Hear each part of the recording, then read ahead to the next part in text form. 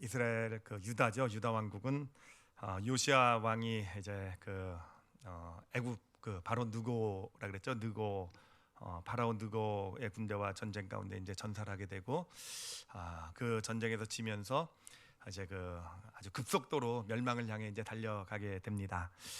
바로 오늘은 그 멸망에 대해서 좀 이야기를 나누려고 해요. 그래서 이제 급속도로 멸망해가는 막 소망이 없어져가는 그 과정과 또 이렇게 멸망 직후, 직전과 직후의 어떤 그런 내세의 어떤 유다 백성들의 모습을 이렇게 함께 살펴 보려고 합니다. 그 시기가 어떤 시기겠습니까? 하나님의 백성에게 있어서는 전혀 꿈도 꾸지 않고 기대도 하지 않았던 그런 시기 아니겠습니까? 설마 했던, 하나님이 보호하시는데 설마 우리가 망할까? 설마 이런 일까지 벌어질까? 했던 그런 일들이 벌어지고 있고 또 벌어진 거 아니겠습니까? 사실은 그때가 참 믿음에서는 진짜 힘든 시기인 것 같아요. 정말로 믿음으로 서는데 정말 힘든 시기인 것 같은데, 우리도 믿음의 길을 걸어가다 보면 꼭 좋고 하나님의 축복만, 정말 내가 원하는 것만 이렇게 오는 것이 아니라 때로는 어려운 일도 막 생기고 막 그래서 힘들기도 하고, 또 때로는 정말 원하지 않았던 어떤 그런 결과, 어떤 삶의 어떤 아픔도 찾아오는 게 인생 아니겠습니까? 정말 우리 크리스찬들은 좀 면제시켜주면 얼마나 좋을까요, 그렇죠? 근데 꼭 그러진 않으시는 것 같아요. 바로 그런 시기 때 사실은 믿음의 어떤 어려움도 제일 많고, 또 그때가 정말 어떤 진짜 중요하게 어떤 믿음이 필요할 때 아니겠습니까? 그래서 오늘 그 시기를 같이 점검해 보면서 어떤 어려움이 있을 수 있는지, 또 어떤 믿음을 가져야 되는지, 진짜 믿음은 무엇인지를 좀 같이 역사 가운데 같이 생각도 해보고 그 가운데 같이 깨닫는 그런 시간을 갖도록 하겠습니다. 먼저 이 요시아 왕의 죽음 이후로 이 멸망을 향해 달려가는 이스라엘의 유다의 역사를 좀 살펴보도록 할게요. 제가 날짜를 말씀드린 데는 부담 갖지 마시기 바랍니다. 머리가 아주 뛰어나신 분들은 제가 그냥 날짜 얘기만 해도 벌써 착착착 컴퓨터처럼 입력이 되시는 분은 여기 하나도 없으신 줄 압니다. 하여튼 날짜는 그냥 참고로만 들으시면 될 거고요. 기원전 609년이에요. 요시아 왕이 죽었을 때가 애굽이 이제 바론 느고가 애굽 군대를 가지고 이렇게 쳐들어 올라왔고요. 이제 바론 느고는 저 하란에서 바벨론과 이제 이 천하의 패권을 놓고 전쟁을 벌이러 올라가는 중이었는데, 요시아 왕이 그것을 가로막다가 결국은 죽지 않습니까? 죽게 되고, 이제 바론 느고는 애굽 군대를 이끌고 하란까지 올라가게 돼요. 그래서 드디어 바벨론과 이제 전쟁을 벌이게 되는데, 그 전쟁, 609년에 있었던 전쟁에서는 무승부가 나타나게 돼요. 그러니까 둘 다 어느 쪽도 이기지 못하는 그런 결과가 나타나게 됩니다.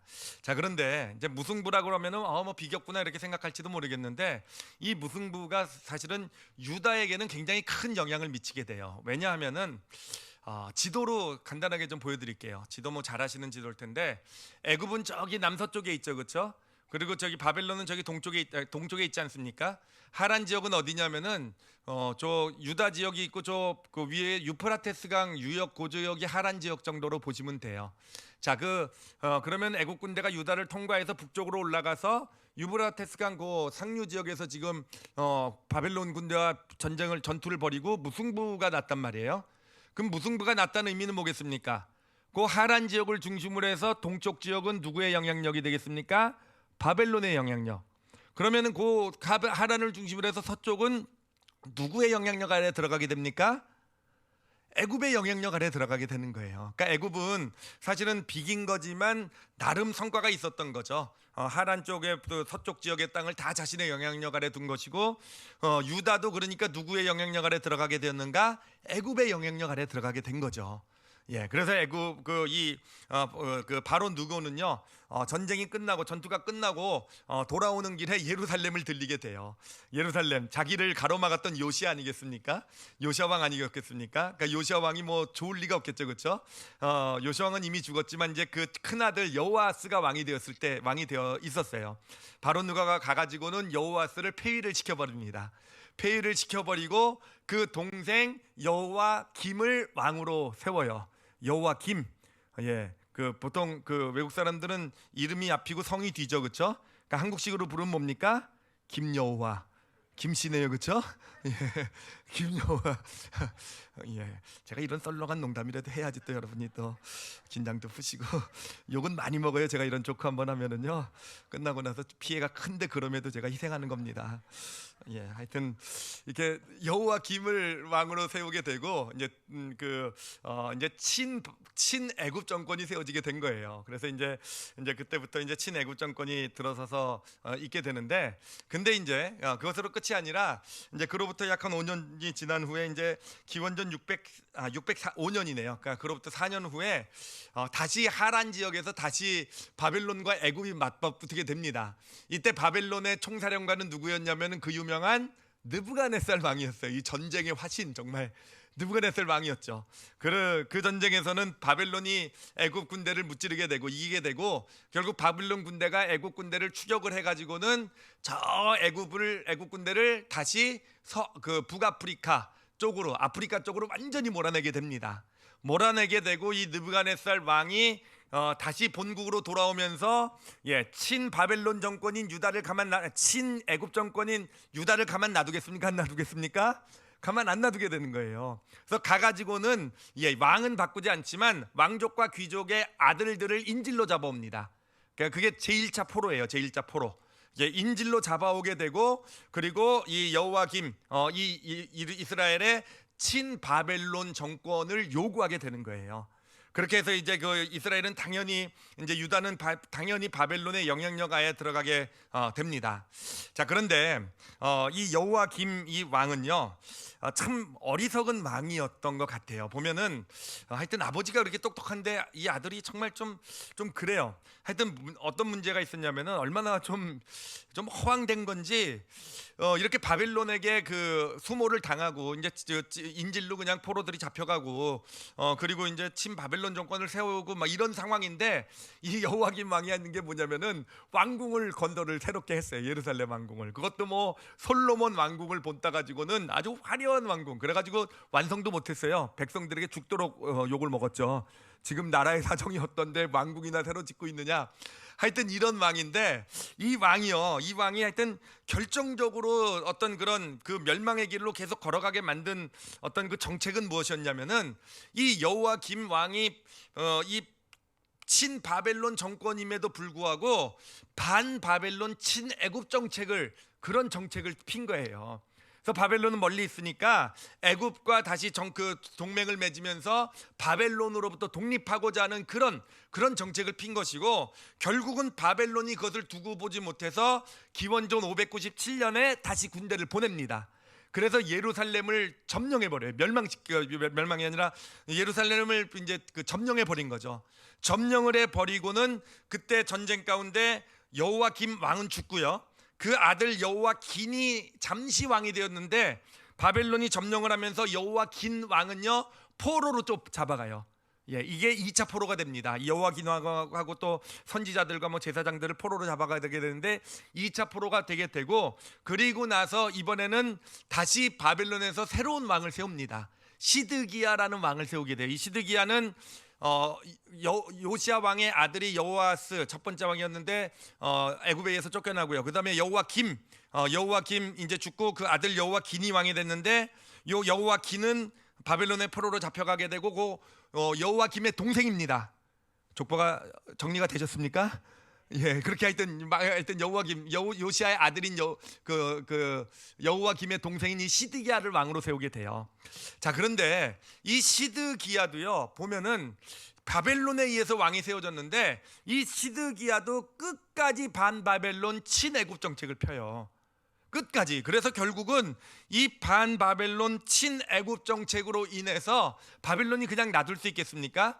한 10년 정도 후인 기원전 586년에 대군이 쳐들어오게 되고, 결국은 이스라엘이 예루살렘이 완전히 초토화가 돼버리는, 완전히 성도 완전히 무너뜨리고, 예루살렘 성전이 있죠, 그렇죠? 예루살렘 성전도 돌 위에 돌 하나가 남지 않았다라고 표현될 만큼 완전히 예루살렘을 초토화시켜 버린, 사람이 살 수 없는 황폐한 땅으로 바벨론이 아주 그냥 완전히 짓밟아 버리고, 그리고 이 예루살렘에 있었던 거민들은 다 바벨론으로 포로로 잡아가게 되는, 그래서 결국 이제 유다는 이 땅에서 완전히 사라진 그런 멸망을 경험하게 되는, 그래서 유다의 시대는 그렇게 끝나게 되고 바벨론 포로 시기 70년간의 바벨론 포로가 시작되는 그러한 결과가 나타나게 된 것입니다. 자, 그러면 이 시기에서 우리가 좀 궁금한 것이 뭐냐면은 자, 좀 전에도 계속 말씀드렸듯이 이 왜 이스라엘 왕들, 유다의 왕들은요 이 친애굽 반 바벨론 정책을 계속 택했을까 하는 거예요. 그렇잖아요. 강력한 바벨론인데 왜 꼭 계속 친애굽 정책, 반 바벨론 정책, 결국 그것이 이스라엘을 멸망으로 끌고 간 거 아니었겠습니까? 유다를요. 왜 그런 정책을 취했을까라는 거예요. 끝까지. 그리고 백성들도 그 정책을 지지했거든요. 왜 그랬을까라는 거예요. 왜 그랬을까? 그 이유가 뭐냐면은 그 당시에 보면은 그 이스라엘의 그 예루살렘에 그 예레미야라는 선지자가 있었어요. 아주 뭐 눈물의 선지자라고 불리는 유명한 선지자죠. 성경책에도 나오는 예레미야 선지자가 있었는데, 예레미야 선지자의 메시지가 뭐였냐면은 하나님께서 바벨론을 유다의 죄에 대한 심판의 도구로 택하셨다라는 거예요. 그러니까 너희들이 죄를 많이 졌으니까 바벨론은 하나님께서 너희를 혼내시는 회초리다. 그러니 순순히 바벨론을 통한 하나님의 회초리를 받아라 이거예요. 그러니까 바벨론에 굴복해라. 바벨론 말을 들어라. 바벨론에 굴복하고 포로로 잡아갈 것이다. 그대로 그것을 그냥 하나님이 너희들을 혼내시는 거니까 그것을 감당해라. 이것이 그 예레미야 선지자의 메시지였던 거예요. 근데 그 메시지, 예레미야 선지자의 메시지가 있는 반면에 그 당시 예루살렘은요 또 하나의 강력한 믿음이 하나 있었어요. 아주 왕들로부터 온 백성들이 붙들고 있는 믿음이 하나 있었는데, 그 믿음이 뭐냐면은 예루살렘 불패의 믿음이에요. 예루살렘 불패. 이 믿음은 언제 생겨난 거냐면은 이때로부터 약 한 100년 전쯤에 생겨난 겁니다. 그 당시에 유다에 아주 위대한 왕이 있었죠. 100년 전에 히스기야 왕이라고 해가지고 이 아수르의 그 어마어마한 군대를 결국은 물리쳐낸 왕이 히스기야 왕 아니겠습니까? 그때 히스기야 왕을 도와서 이스라엘을 구원한 이사야라는 선지자가 외쳤던 복음이 뭐냐면은 바로 예루살렘 불패 믿음이에요. 예루살렘에는 하나님의 성전이 있기 때문에 하나님의 성전은 그 누구도 멸망시키지 못한다. 그러니 너희 아무리 불리하고 힘들어 보여도 하나님을 믿고 서라. 하나님께서 분명히 이기하실 것이다. 이게 예루살렘 불패 믿음이에요. 그리고 결국 그 불패의 믿음을 붙들고 히스기야와 그 백성이 섰고 아수르 군대를 물리치지 않았겠습니까? 그 당시에 예루살렘에 바로 그 믿음이 있었던 거예요. 사람들 사이에서 바로 예루살렘은 절대로 멸망하지 않는다. 예루살렘 불패의 믿음, 봐라 100년 전에 하나님께서 우리를 아수르에서 구원하신 하나님께서 바벨론 손에서도 우리를 구원하실 것이다 라는 게 예루살렘에 있었던 또 하나의 믿음이었다는 거예요. 자, 여기서 이스라엘 왕하고 이스라엘 백성들은 어디에 귀를 기울였을까요? 예, 이 예레미야 선지자, 너희들 이제 망할 거야. 하나님께서 바벨론을 너희들의 채찍으로 택하셨어. 그러니까 순순히 망해. 라는 예레미야의 메시지와 또 이 예루살렘 불패 믿음, 아니 하나님께서는 절대로 예루살렘 안 버리셔. 반드시 구원하실 거야. 그러니 용기를 내, 힘을 내. 여러분이라면 어떤 믿음을 믿겠습니까? 솔직히요. 예, 후자 맞습니까? 예, 솔직하셔도 좋으세요, 그렇죠? 예, 저 같으면 예레미야가 유명하니까 예레미야 쪽 갈 텐데.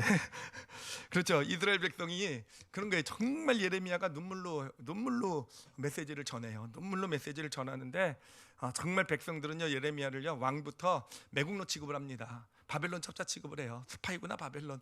그리고는요 구덩이에다가 던져서 물도 안 주고 밥도 안 줘서 굶어 죽이려고 할 정도로. 그런데 예레미야는 그럼에도 불구하고 아니다, 하나님이 택하셨다, 심판의 도구로. 근데 아무도 귀 기울여 듣지 않습니다. 그리고 그 결과 이 예루살렘은요 아주 비참한 최후를 맞이하게 되는 거죠. 제가 아까 말씀드렸듯이 완전히 예루살렘이 황폐화되는 하나님의 성전, 그들이 불패라고 믿었던 하나님의 성전, 하나님의 이름을 둔 성전이 정말 돌 위에 돌 하나 남지 않은 그렇게 되는, 그리고 모두가 포로로 잡혀가는 정말 비참한 최후를 맞이하게 된 것입니다. 자, 두 번째로 그러면 이제 멸망 직전과 직후에 대해서 얘기하도록 하겠습니다. 지금 첫 번째는 멸망의 그 과정을 얘기를 했고요. 멸망 직전과 직후의 상황을 말씀드리도록 하겠습니다. 자, 이제 BC 597년에 이제 그 여호와긴 왕이 죽고 여호와긴 포로로 잡혀가고 이제 시드기야 왕이 세워지면서 이스라엘은 거의 이제 유다는 거의 절망에 빠지게 돼요. 바벨론이 워낙 강력하니까 이제 포로로도 두 번이나 잡혀가온 상황 가운데서 이제 절망 가운데 빠지게 됩니다. 근데 그 가운데 그 절망 가운데 선지자들이 나타나요. 그러니까 자칭 선지자들이죠. 자기를 하나님이 보내셨다라는, 하나님이 메시지를 주셨다라는 선지자들이 나타납니다. 물론 이 선지자들이 그렇게 아무나는 아니고요. 유명한 종교 지도자들, 제사장들 이런 그룹에서 하나님이 나에게 메시지를 주셨다라는 이 그룹의 선지자들이 나타나요. 그래서 예루살렘에서도 메시지를 전하고, 또 포로로 지금 아직 벌써 많이 잡혀가 있지 않습니까? 바벨론에서도 메시지를 전해요. 그들이 전한 메시지가 뭐였냐면은 하나님의 심판은 이제 끝났다라는 메시지예요. 그래요. 너희들이 지금 유다가 죄를 많이 졌기 때문에 하나님께서 바벨론을 통해서 너희들을 채찍을 치셨다. 너희들을 지금 벌을 주셨다. 그렇지만 자비가 많으신 하나님께서 이제 그 하나님의 형벌의 때는 끝내셨고, 이제는 하나님께서 예루살렘을 다시 회복시킬 것이다. 그러니 본토에 있는 예루살렘 사람들은요, 그 예루살렘을 회복시킬 준비를 해라. 그리고 더 중요하게는 저기 바벨론의 포로로 잡혀갔던 사람들은요, 짐을 풀지 말아라. 짐을 풀지 말고 하나님께서 곧 다시 예루살렘으로 보낼 테니까 떠날 준비를 하고 짐을 풀지 말고 기다리고 있어라. 나는 그런 메시지를 전하게 돼요. 자, 그런데 그런 선지자들만 있었던 것이 아니라 또 한 그룹의 선지자가 있었어요. 근데 그룹이라고 얘기하기는 좀 그런 게 2명밖에 없었거든요. 그 2명 있었는데 2명 중에 한 명은 그 예루살렘이에요. 그 스파이 취급받던 그 예루살렘이 아니라 예레미야. 스파이 취급받던 예레미야입니다. 그리고 또 한 명은 누구냐면 에스겔이라고 해서 포로로 바벨론에 잡혀간 597년에 BC 597년에 여호와긴 왕하고 같이 포로로 잡혀간 그런 에스겔이라는 선지자예요. 이 두 선지자의 메시지는 뭐냐면은, 아니, 하나님의 심판 끝나지 않았다. 저들의 메시지는 가짜다. 하나님의 심판은 계속될 것이고, 하나님께서는 바벨론의 포로로 70년간 머무르게 하실 것이고, 그러니 너희들은 바벨론에 정착해라. 바벨론에서 머물러 살면서 하나님의 어떤 그런 벌 가운데 잘 거하는 자가 되어라. 이렇게 메시지를 전한 거예요. 여러분 어떻습니까? 여러분이라고 한다면 이 두 메시지 중에서 어떤 메시지에 더 귀를 기울이시겠습니까? 어떤 메시지가 더 맞는 것 같으세요? 지금 여러분이 지금 또 이 상황, 이 유다 사람들의 상황이 그대로 됐다고 한다면, 지금 내 삶 가운데 정말 고난이, 정말 너무 생각지도 않았던 고난이 찾아왔어요. 정말 어려움 가운데 내가 우려했던 정말 일어나지 않았으면 했던 그런 일이 나에게 생겼단 말이에요. 그래서 정말 하나님이 내가 뭔가 잘못해서 나를 치셨구나 이렇게 받았단 말이에요. 그런데 와가지고는 어떤 그 하나님의 사람이라는 사람이 와가지고 하나님의 심판은 끝나고 곧 구원하실 것입니다. 그러면 여러분 어떻게 됩니까? 그렇죠. 저렇게 나오죠. 그렇죠? 안 봐도 비디오예요. 그렇죠? 아멘이죠. 그렇죠? 아멘이죠. 그렇죠? 근데 이제 목회자나 이런 사람이 와가지고, 아니요, 더 형벌은 계속될 거예요. 여러분 고난은 계속될 거고, 포로로 비참한 포로 상태에서 계속 머물러 있어야 되십니다. 그럼 여러분 어떻게 하십니까? 똥맨 그러겠죠. 그렇죠? 예, 어렸을 때 제가 그랬어요. 아멘, 똥맨, 배트맨 이렇게 맨자 다 붙였는데, 예, 아멘이 안 나오지 않겠습니까? 그렇잖아요. 근데 왜 그럴까요? 사실 진짜 그 사람들이 거짓 선지자였거든요. 가짜 선지자였거든요. 그런데 왜 사람들은 가짜 선지자의 말에 더 귀를 기울이게 되었을까요? 왜 그랬겠습니까? 자기가 원하는 걸 얘기해 주니까. 그렇죠? 자기가 기대하는 걸 얘기해 주니까. 그렇잖아요. 고난, 어려움, 어떤 그런 절망 가운데 있을 때 우리가 기대하는 그 얘기를 와서 그 하나님의 메시지, 하나님의 사람이라는 사람들이 그런 메시지를 전해주니까 바로 그 가짜 선지자들의 메시지가 그들의 마음에 와닿는 거잖아요. 그렇죠? 하나님의 선지자라는 사람들의 메시지는 우리를 더 힘들게 하고 마음을 더 어렵게 만드는 거 아니겠습니까? 그러기 때문에 사실은 오늘날도 마찬가지예요. 오늘날도 사실은요, 가짜 하나님의 메시지는요, 우리 귀에 더 달게 들려온다라는 거예요. 사실은 오늘날에도 어쩌면 가짜 선지자들이 많을지도 몰라요. 오늘날에도 어쩌면 목회자들이 정말 성도들의 마음에 맞는 말을 들려주려고 하나님이 주신 말씀이 아님에도 불구하고 잘 되게 하실 것입니다. 회복시켜 주실 것입니다. 조금만 견디면 이기게 하실 것입니다.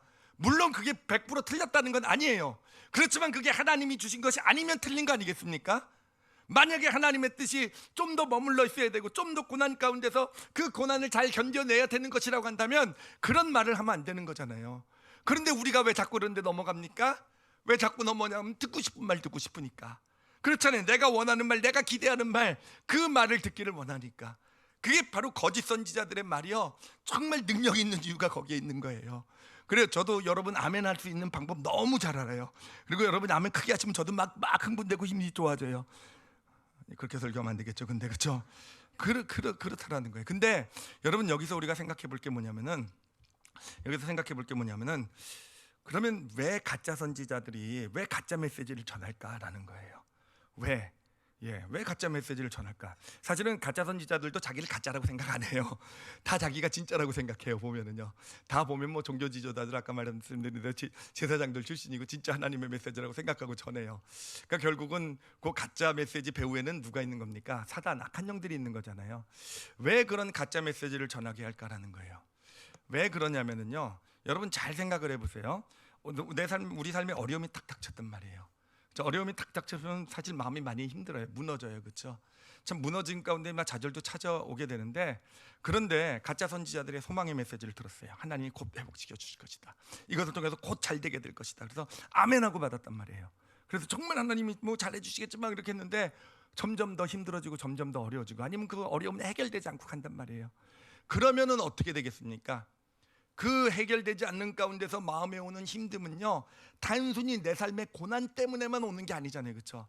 맨 처음에 고난이 왔을 때 내 마음이 힘든 이유는 요 고난 때문이었다고 한다면, 그렇게 헛된 메시지, 헛된 가짜 메시지에 속아서 그 가운데서 마음이 빼앗겼다가 결국은 그게 안 되는 걸 알았을 때는 단순히 고난 때문에 힘든 것이 아니라 결국은 하나님이 나를 축복하시지 않는구나, 하나님이 나를 버리셨구나, 아니면 더 나가서 하나님이란 분이 어디 계시긴 계셔, 이렇게 되는 거 아니겠습니까?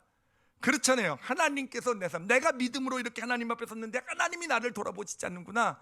결국 여러분, 우리 크리스찬들이요, 저도 사역의 길을 걸어오면서 많이 본 것이, 정말 우리 크리스찬들이 어떤 시험에 들고 때로는 하나님으로부터 멀어지고 또 떠나가기도 하는 이유는요, 단순히 삶에 고난이 찾아와서 그런 게 아니더라고요. 고난 가운데, 고난 자체가 삶을 무너뜨리는, 하나님으로부터 우리를 멀게 하는 게 아니더라고요. 왜 멀어집니까? 왜 무너집니까? 고난 가운데 잘못된 메시지를 받아가지고, 고난 가운데 하나님께서 뭐 잘하게 해주신다는 그 메시지 믿었다가 안 되니까 결국 하나님도 없구나, 하나님도 소용없구나, 결국 그래서 우리 하나님의 사람들의 이 신앙이, 믿음이 무너지게 되는 것이더라고요. 여러분, 그게 악한 영, 사단이 노리는 잘못된 메시지의 목적이 되는 것입니다. 그러므로 그런 사단의 잘못된 메시지에 속지 않으시는 저와 여러분이 되시길 바랍니다. 귀에 달게 들어오는 게 꼭 하나님의 말씀이 아닐 수 있다는 거예요. 그래, 내가 원하는 것, 그 얘기가 들어왔을 때 우리는 아멘하고 잘하지만 그게 하나님의 말씀이 아닐 수 있다는 거예요. 그렇지 않습니까? 그래, 이스라엘 백성들, 유다 백성들은요, 그래요, 넘어갈 뻔했어요. 진짜로 넘어갈 뻔했어요. 넘어갔으면요, 큰일 났죠. 만약에 이들이 가짜 선지자에 넘어갔으면은 결국은 그들이 뭐까지 하려고 했냐면은, 하나님께서 곧 회복시킨다고 하셨으니까 이제 그 예루살렘과 요 바벨론에서 폭동을 준비를 해요.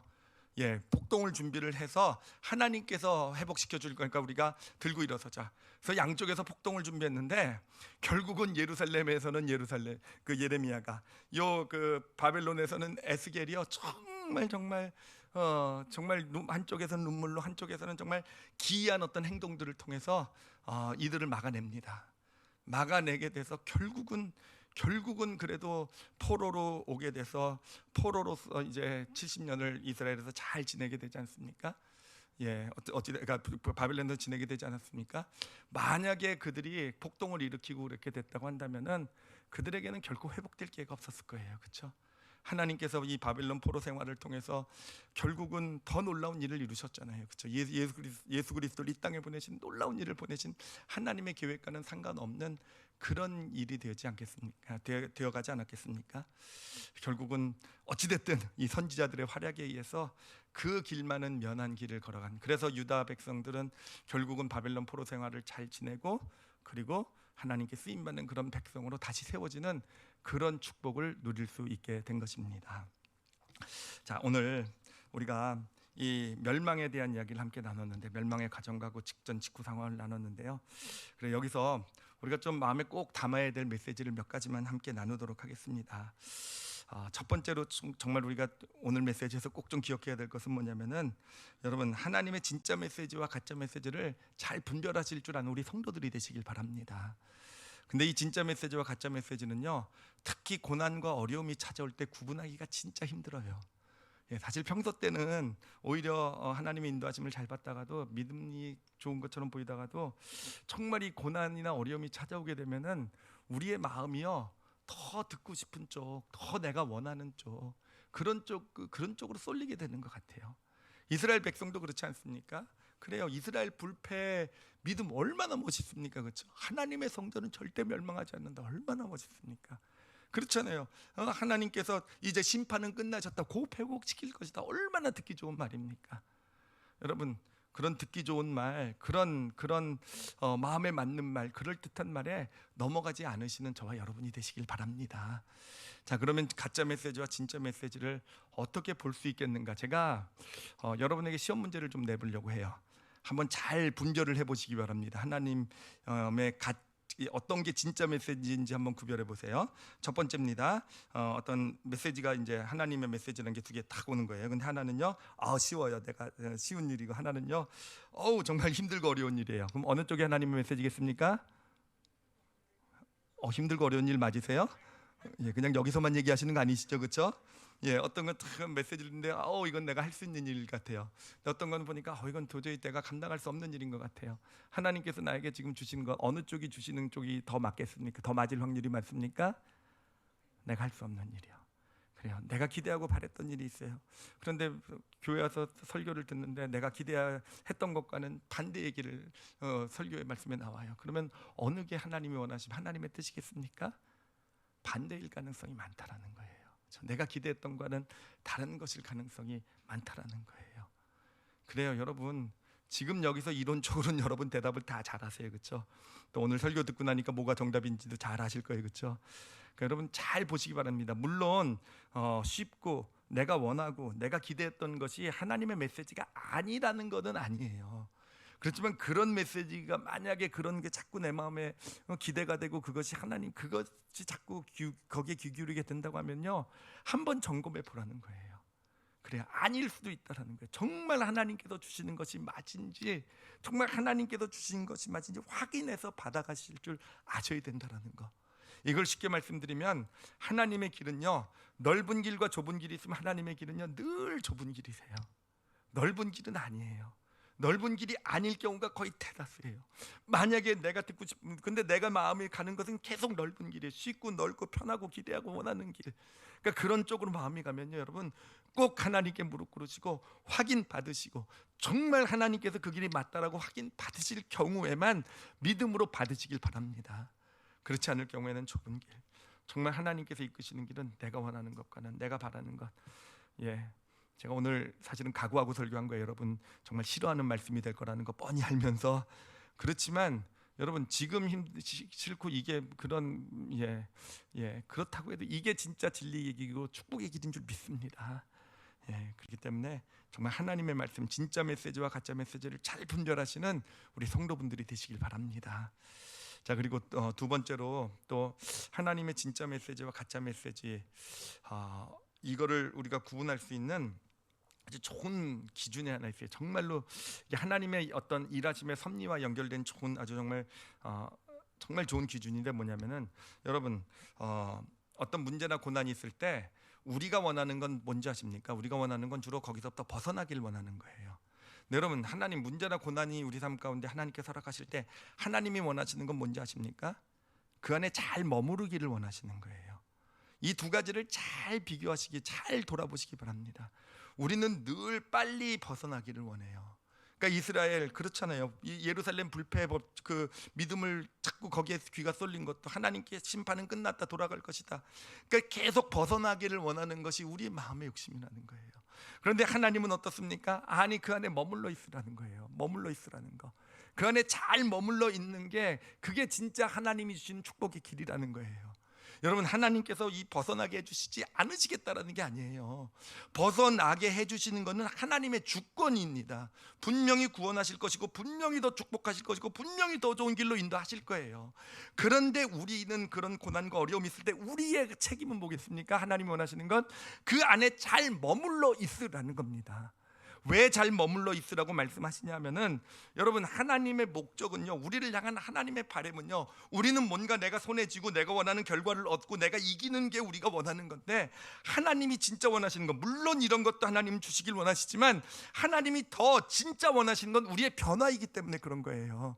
그리고 그 변화라는 것은 고난, 어려움, 문제 가운데 내가 잘 머물러 있게 될 때, 그때 진짜, 그 시기 때 진짜 참된 변화, 하나님의 사람으로 지어나가는 변화가 이루어지게 되는 거예요. 그러므로 우리가 하나님께 물론 벗어나게 해달라고 기도할 수 있어요. 정말 해결해달라고 기도할 수 있어요. 당연히 기도는 우리의 어떤 마음의 소원을 드리는 거기 때문에 하나님께 우리에게 벗어나게 해달라 기도할 수는 있지만, 그런 기도를 한 우리는 하나님께 이제 그것은 맡겨버리고 우리가 삶을 살아갈 땐 어디에 집중해야 되는 겁니까? 바로 그 자리에 머물러 있는데 집중해야 된다라는 거예요. 그 자리에 머물러 있을 때 집중하게 될 때 바로 하나님께서 하나님의 때, 하나님의 놀라운 축복의 역사를 우리 삶 가운데 가져다 주게 된다라는 것입니다. 그래요, 제가 제 믿음의 길을 돌아보면서도 제가 하여튼 이 말씀 준비하면서 영혼에 이렇게 부딪혀 들어온 게 그거예요. 제 믿음의 길의 여정을 보면은요, 그래요, 어떻게든 저는 그런 생각을 한 적도 있었어요. 내가 이기는 것이 축복이다라고 생각한 적이 있었어요. 내가 뭔가 잘 돼야 그것이 하나님께 영광이고, 하나님이 원하시는 것도 내가 어떻게 무슨 방법이 있어도 내가 뭔가 이겨서 내가 뭔가 쟁취하고 내가 뭔가 성과를 내는 게 하나님이 원하시는 진짜 하나님의 뜻이다라고 생각한 적도 있었어요. 그런데 지금 와서 돌아보면은요, 여러분, 그런 것이 진짜 제 삶에 축복이 된 적이 없었더라고요. 그때는 내가 이긴 것 같고, 그때는 내가 원한 거 얻은 것 같고, 하나님께서 나를 축복하셨다고 생각했지만 그것이 제 삶에 진짜 유익이 된 적은 정말 없어요. 정말 돌이키고 나서 보면 진짜 제 삶에 유익이 된 적은 언제인 줄 아십니까? 정말 힘들고 어려운 일들 가운데서 정말 어떨 땐 때로는 정말 견디기 힘들었던 그런 일들이었는데, 정말 어쩔 수 없었지만 그 당시 그래도 하나님 주신 믿음으로 그 안에 잘 머물러 있었을 때, 정말 어떻게든 그 안에서 정말 벗어나고 싶고 빨리 해결되고 싶은 바람은 있었지만, 그래도 제가 할 수 있는 일은 그 안에 어떻게든 하나님 잘 믿으면서 하나님 신뢰하면서 흔들리지 않고 잘 머물러 있는 일밖에 없었거든요. 그렇지만 그 안에 잘 머물러 있게 된 그때, 지금 와서 돌아보면은 진짜 하나님께서 주신 축복이 있다는 바로 그때임을요. 또 갑자기 이 연사 외쳐지고 싶어졌어요. 흥분이 되니까. 정말 우리 성도들에게 오늘 정말로 나누고 싶은 이야기였어요. 말씀이었어요. 그래요, 어려움, 고난의 때에요, 하나님 앞에 안에 잘 머물러 있는 게 진짜 믿음이고 하나님의 뜻이고 좁은 길이고 축복의 길인 줄 믿습니다. 여러분, 가정에 어떤 어려움이 있으면은요, 물론 하나님께서 해결해 주시기를 구해셔야 돼요. 자녀에게 어떤 문제가 있으면, 그래요, 자녀를 놓고 하나님 빨리 구해달라고, 구원해달라고, 정말 어떤 하나님 해결해달라고 구할 수 있을 수 있어요. 그렇지만 집중해야 되는 건 뭔지 아십니까? 어렵고 힘들 때일수록 가정이 더 믿음 안에 있을 수 있도록 힘써야 돼요. 그래요, 정말 누가 실수하고 큰 잘못을 했을 수 있어요. 남편이, 아내가, 자녀가. 그럴 때일수록 오히려 정말 어떻게든 가정이 하나가 돼서 하나님 안에 잘 머물러 있는데 집중할 수 있게 될 때, 그 일까지도 축복으로 바꿔주신 하나님의 역사가 나타날 줄 믿습니다. 그래요, 가정뿐만 아니라 모임도 그렇고 교회도 그래요. 교회 위기나 어려운 문제가 있을 때 정말 중요한 게 뭐겠습니까? 왜 교회가 갈라지고 왜 다툽니까? 문제 해결하려고, 이 상황 벗어나려고, 우리 교회 이런 문제 있으니까 내가 옳고 네가 옳고 해서 이 문제를 해결하려고 하다가 교회도 갈라지고 깨지는 경우가 얼마나 많습니까? 그렇잖아요. 그리고 내가 옳다 네가 옳다 얘기하는 거잖아요. 아니요, 정말 하나님을 믿는 교회라고 한다면 그런 어려움, 갈등이 있을 때는요, 어떻게든 교회가 하나님 안에 잘 머물러 있어야 되는 거예요.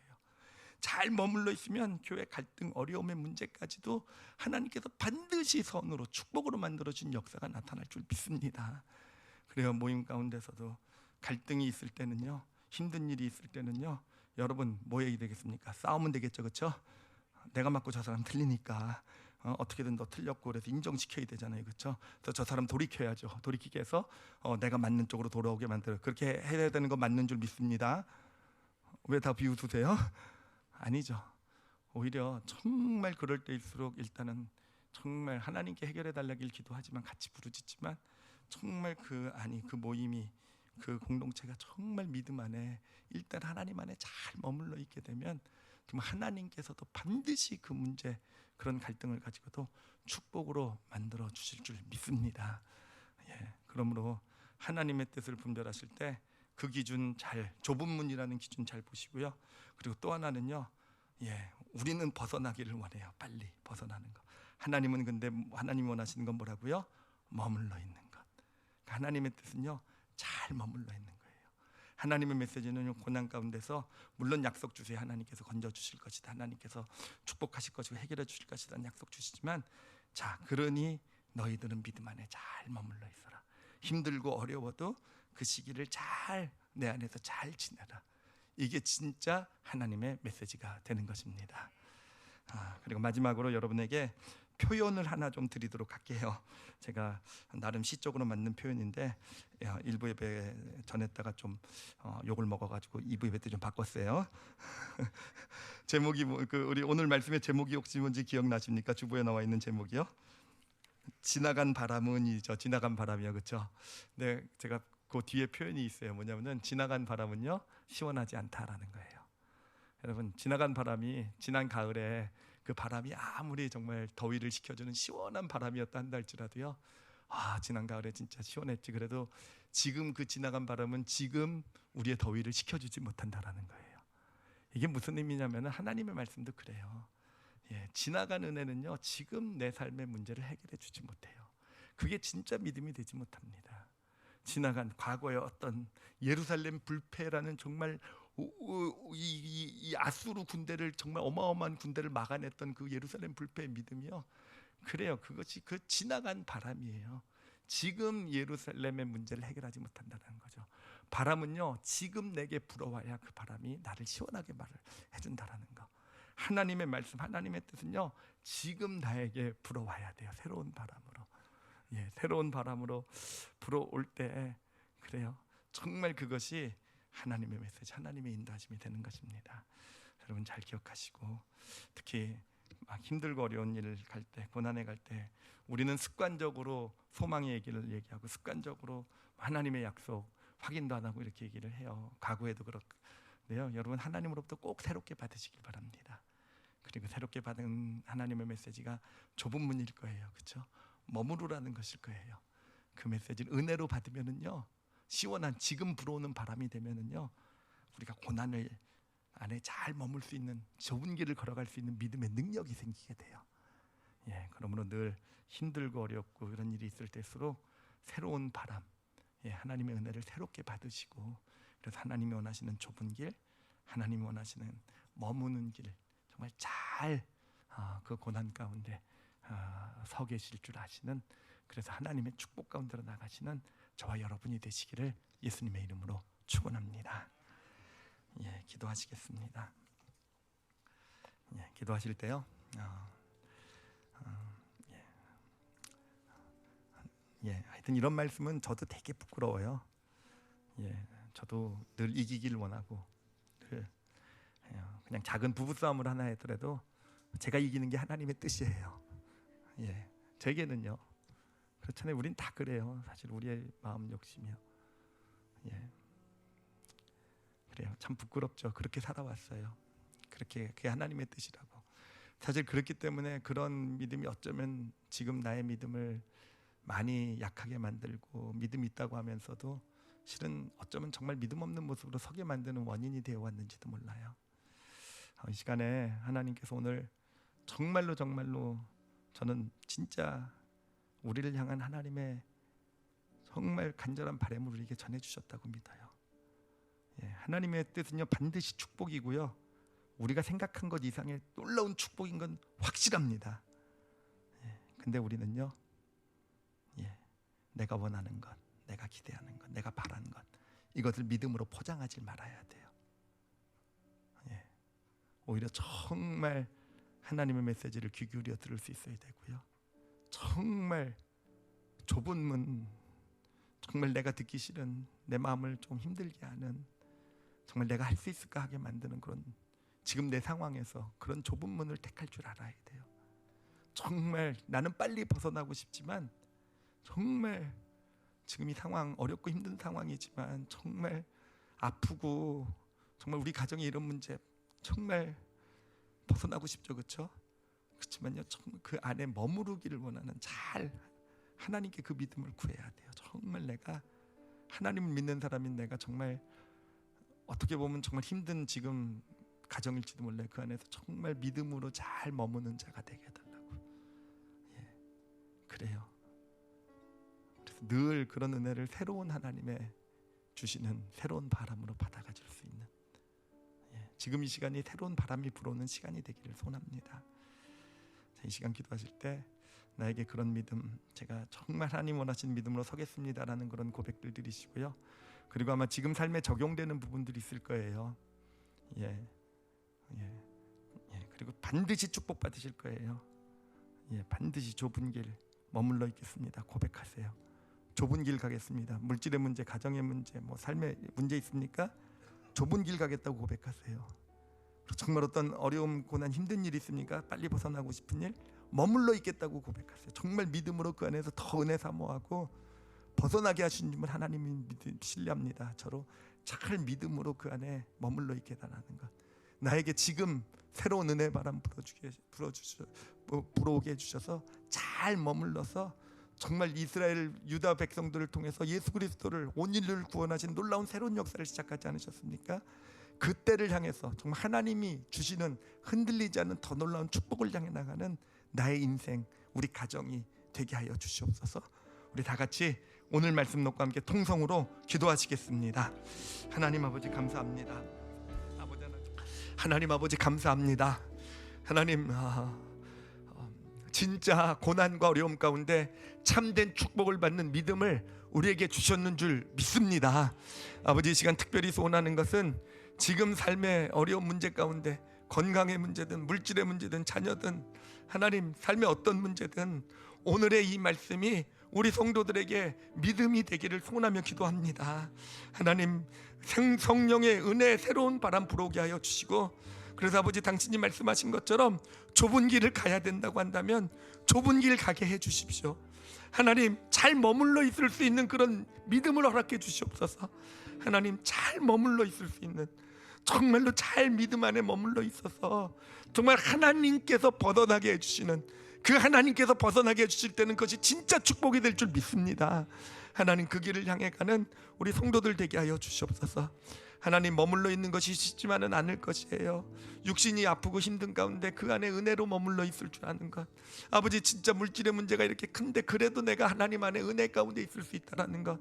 내 삶의 문제가 이렇게 정말 나를 짓누르고 있는데도 그래도 내가 은혜 가운데 머물러 있을 수 있는 것, 믿음 안에 있는 것. 결코 쉬운 일은 아니겠지만 성령님께서는 분명히 가능하게 이루어 주실 줄 믿습니다. 하나님, 우리 성도들에게 이 시간에 성령으로 은혜 주셔서 하나님, 그런 믿음으로 잘 머물러 있을 줄 아는, 하나님 그런 믿음으로 잘 서게 하여 주시옵소서. 그래서 아버지, 정말 진짜 하나님께서 축복하시는 축복의 간증들이 넘치는 복된 인생들, 우리 복된 교회 되게 하여 주시옵소서.